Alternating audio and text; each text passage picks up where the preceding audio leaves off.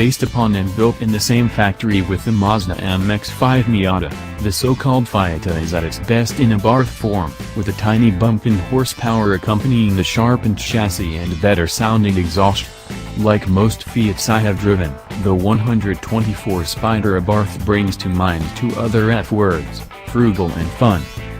Fiat's 124 Spider Reboot shares a lot of design cues with the original 124 Spider that stopped importation to America in the 1980s. Its face is dominated by a large grille opening and big headlights that have just a little bit of angry emotion, but not too much. The hood has two U-shaped creases that give it a little added muscle. From the side, the 124 Spider is low and lean, with a short, raked windshield and a low hip line. Standing next to the car, 6 foot, 3-inch dwarfed its stature. The 124 Spider's classic long hood, short trunk design comes into clear view here. The Abarth version of the 124 Spider has a few exterior hallmarks. Front and rear fascias are slightly tweaked compared to other 124 models. There are Abarth Scorpion badges on the car instead of red Fiat badges.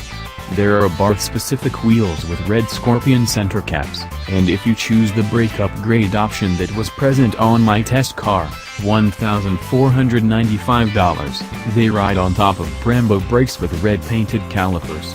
Many 124 Spider Abarth models have the flat black racing stripe, which is actually a flat black painted hood and trunk lid. My tester did not have this stripe package, and I was kind of glad for it. Most Fiats are a joy to drive, in my experience, and the 124 Spider Abarth is no exception. It fosters a direct connection with the driver in a way few modern, affordable cars do.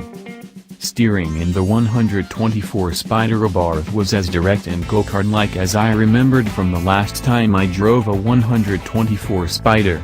Electronically assisted power steering is done right in the 124 Spider. Why can't everybody do it this well? Fiat ups the handling ante with the Abarth version of the 124 Spider by installing Bilstein Sport suspension, a front strut tower brace, and in the case of my test car, Bridgestone Potenza performance tires. There's also a limited slip rear differential on the 124 Spider Abarth that stops the car from getting too tail-happy when pushed through turns. The Fiat 124 Spider Abarth has 4 more horsepower than the standard 160 horsepower 124 Spider. Under the hood is the same 1.4-liter turbocharged 4-cylinder engine you'll find in other 124 Spiders, as well as in the tiny Fiat 500 Abarth hatchback and in some trims of the Fiat 500X SUV. There was a little more of that Abarth rumble in the 124 Spider Abarth's exhaust sound, but I would be okay if it were even louder.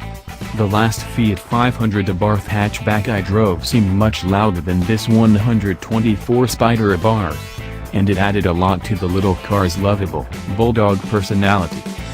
Thanks for watching.